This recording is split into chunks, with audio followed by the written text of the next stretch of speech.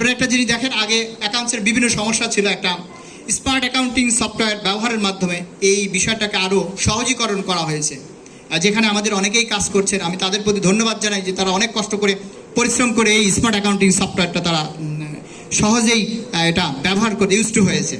এবং আমাদের আরেকটা প্ল্যান আছে কি, যে ইভি চার্জিং স্টেশন স্থাপনের পরিকল্পনা রয়েছে। আমরা 5টা করব প্রাথমিকভাবে।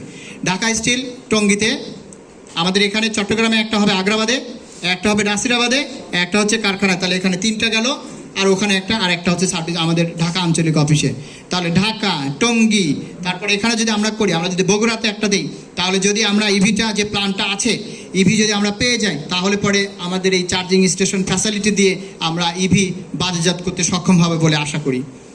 আমার এখানে আরেকটা কথা, সেটা হলো এই যে বলা হয়েছে যে স্ক্র্যাপ বিক্রির টাকা, এটা আমারও একটা প্রস্তাব ছিল। এই স্ক্র্যাপ বিক্রির টাকা কত? 25% দেয়, 35% দেয়। এই 35% কেন? স্ক্র্যাপ বিক্রির টাকা পুরাটা দরকার নেই। এটা যদি 50%ও হয়, তাহলে পরে এইটা প্রগতির ওয়েলফেয়ার ফান্ডে এটা দিতে পারে। এটা this is called welfare fund, not WPPF, কারণ WPPF অনলি ফর প্রফিটের উপরে নির্ভরশীল, আর স্ক্র্যাপের বিষয়টা শ্রমিকদের কল্যাণ তহবিলের ফান্ডে এখানে যাবে।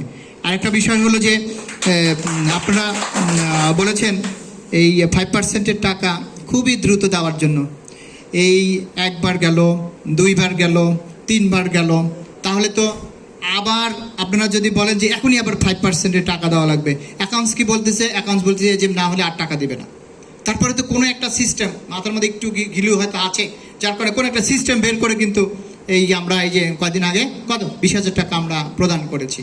তো সেক্ষেত্রে আর বাদবাকি যেগুলো পাবেন ইনশাল্লাহ AGM এর পরে ট্রাই করি পয়েন্ট টু পয়েন্ট, পয়সা হিসাব করে ক্যাশ টাকা, নতুন নোট কারখানায় গিয়ে ইনশাল্লাহ আমি বিলি করব। আরেকটা বিষয় যে এই এখানে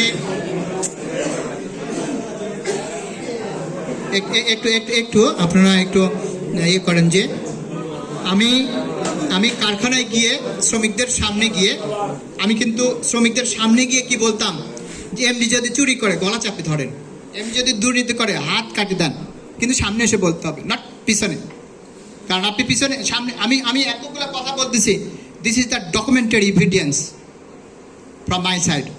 আমি ডকুমেন্টারি আপনাদের সাথে কথা বলতেছি, কোনো বানানো কথা নয়, কোনো মানে মন গড়া কথা নয়, কথাগুলো হচ্ছে আমার ডকুমেন্টারি এভিডেন্স। তো সেক্ষেত্রে আপনারা যদি দেখেন যে স্যার এই কাজটা করতেছে, এটা সঠিক হলো না, বলেন যে স্যার এই কাজটা ঠিক হচ্ছে না। আমি তখন আপনাকে প্রশ্ন করব কি করলে ঠিক হবে, তখন আপনার কাছ থেকে একটা অ্যান্সার আসবে না? আপনার অ্যান্সারটা যদি খুবই ভালো হয়, যুক্তিসঙ্গত হয়, why not accept from me? আমি কেন আপনাকে এটা গ্রহণ করব না? অবশ্যই গ্রহণ করব। তাহলে আপনি সেভাবে বলবেন। আর শ্রমিকদের ক্ষেত্রে আমি বরাবরই বলি, শ্রমিকদের ক্ষেত্রে আমি সবসময় দুর্বল, কারণ শ্রমিকদের সাথে কাজ করতে আমার ভালো লাগে।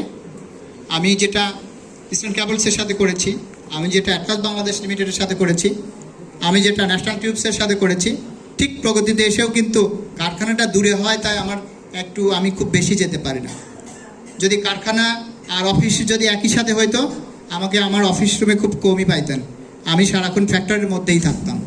এটা আমার একটা অভ্যাস যে প্রত্যেকটা আমার এই কারখানায় চাকরি করে আর আমি চিনব না, প্রত্যেকটা ওয়ার্কারকে আমার চিনতে হবে, বাই নেমে চিনতে হবে, প্রত্যেকটা ওয়ার্কারের ফ্যামিলি সম্পর্কে আমার চিনতে হবে, কার কী সুবিধা আছে, কার কী অসুবিধা আছে, এগুলা চিনতে হবে। যেমন আপনারা হয়তো অনেকেই জানেন যে আমাদের মধ্যে রাজ্জাক হাসপাতালে অসুস্থ অবস্থায় আছে, খুবই অসুস্থ। হয়তো রাজ্জাক সুস্থ থাকলেও এখানে উপস্থিত থাকতো।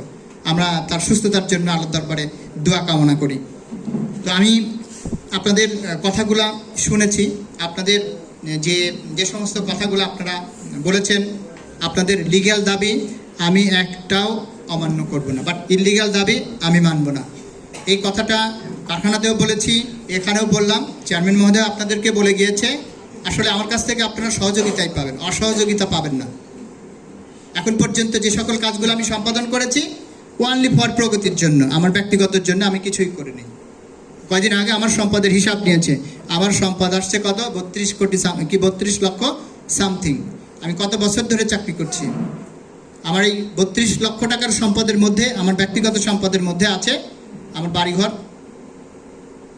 আমার কিছু দেখা যাচ্ছে যে বিয়ে শাদী করতে হলে কিছু অলংকার, কিছু আসবাবপত্র, মানে দ্যাটস মানে খুবই নমিনাল।